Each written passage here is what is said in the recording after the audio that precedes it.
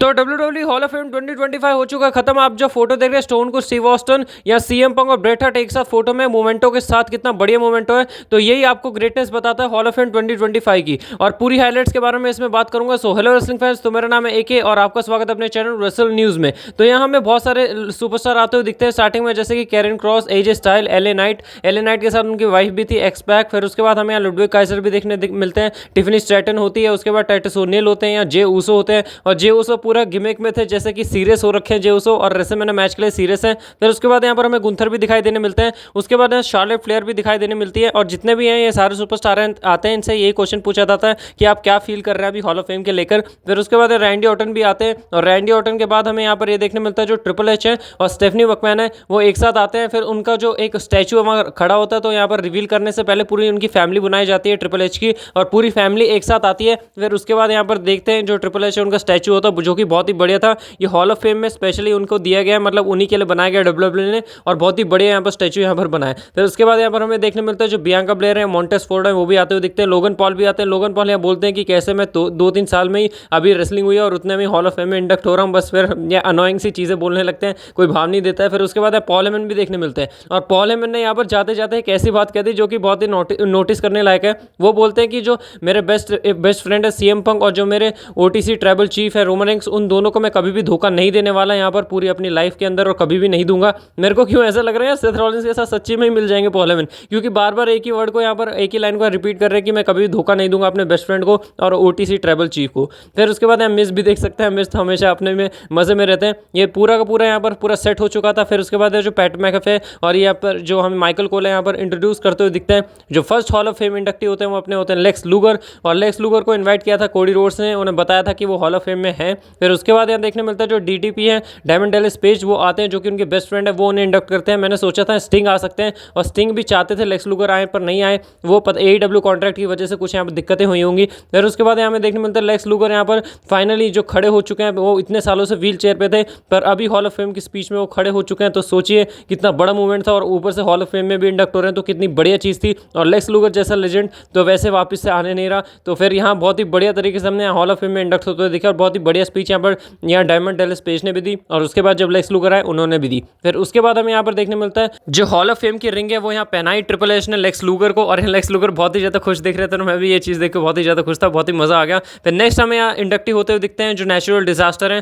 पहले तो ये टेंटा की यहाँ पर फैमिली आती है, जो कि टाइफून और टेंटा की जो यहाँ टैग टीम थी उन्हीं को यहाँ इंडक्ट किया गया था। तो टेंटा तो अब नहीं है यहाँ पर, तो उनकी फैमिली आती है वो रिंग के लिए, और बहुत ही बढ़िया मूवमेंट यहाँ पर क्रिएट किया जब उनकी पूरी फैमिली आई, और बहुत ही तरीके से इस बढ़िया सी टैग टीम को, लेजेंड टैग टीम को यहाँ पर इंडक्ट किया गया। फिर नेक्स्ट हमें यहाँ देखने मिलते हैं जो अंडरटेकर है, अंडरटेकर आते हैं, और बहुत ही बढ़िया तरीके से यहाँ पर जो उनकी स्पीच है वो, मतलब आज जितने भी थे ना, Undertaker, Shawn Michael, triple H, Lex Luger, और उसके बाद हमें CM Punk, Bret Hart, Stone Cold, जितने भी देखने मिले सबकी स्पीच बढ़िया थी, सबकी एक क्लास स्पीच थी, और सब बढ़िया तरीके से यहाँ स्पीच दे रहे थे। मैं तो बहुत खुश हो गया, मैं तो पूरी स्पीच देखिए, मैं पूरी एक्सप्लेन नहीं कर सकता। अगर आपको सच्ची में एक्सप्लेन करवानी है तो मैं ज़रूर यहाँ पर एक और बार अच्छे से डिटेल में आपको वीडियो बना सकता हूँ, अगर आप कमेंट सेक्शन में यहाँ पर बताएंगे कि आपको यहाँ चाहिए। तो उन्होंने यहाँ पर मिशेल मकूल अपनी वाइफ को इंडक्ट किया, जो कि बहुत ज़्यादा खुश थी। फिर उसके बाद यहाँ पर हमें देखने मिलता है सीएम पंक आते हैं। सीएम पंक बोलते हैं कि मेरे को 2 मिनट दिए गए बस 2 ग्रेट जनरेशनल लेजेंड को यहाँ पर उनके बारे में बोलने के लिए, तो इस बात में गुस्सा होता है। बहुत बढ़िया तरीके से सीएम पंक ने जो उनका वे होता है वैसे ही वो यहाँ प्रेजेंट करते हैं। फिर उसके बाद स्टोन कोल्ड और ब्रेट हार्ट आते हैं, और उनके सामने मोमेंटो रखा जाता है जो उनका मैच का था।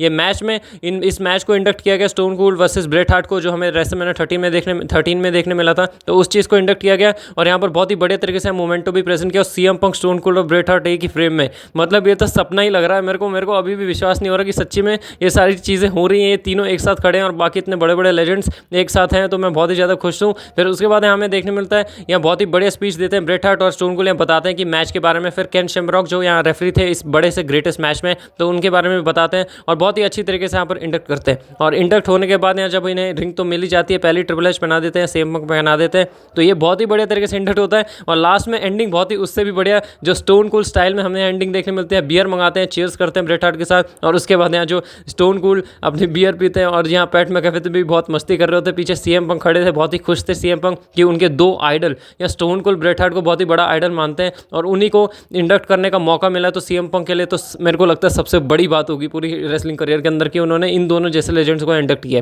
फिर उसके बाद हमें देखने मिलता है शॉन माइकल आते हैं। शॉन माइकल यार सच्ची में इमोशनल हो गए भाई स्पीच देते देते यार ट्रिपल एच की। फिर यार ट्रिपल एच आते हैं, ट्रिपल एच बहुत ही ज़्यादा इमोशनल होते हैं। शॉन शॉन माइकल भी होते हैं, दोनों गले मिलते हैं और गले मिलने के बाद बहुत देर तक गले मिलते रहते हैं यहाँ पर, मतलब हग कर रहे होते हैं तो मिलते नहीं, अलग ही नहीं होते। फिर उसके बाद यहाँ पर ऐसी चीज़ देखने मिली कि वो यहाँ ट्रिपल एच शॉन माइकल को किस करते हैं, और ये आप लोग दूसरे वे में मत लीजिएगा, ये वहाँ का नेचर और बहुत ही फ्रेंडशिप वाले वे में है, ये ऐसा उल्टा सीधा नहीं है जो आप सोच रहे हैं। और दोनों, और ये बात तो शॉन माइकल ने स्पीच में भी कही थी, हम दोनों सीधे हैं, हम दोनों को पता है, हम दोनों पहली बार ये हुआ है किसकी है, मतलब वो बस ऐसे ही बहुत ज़्यादा गहरे दोस्ती है तो उस हिसाब में कह रहे थे।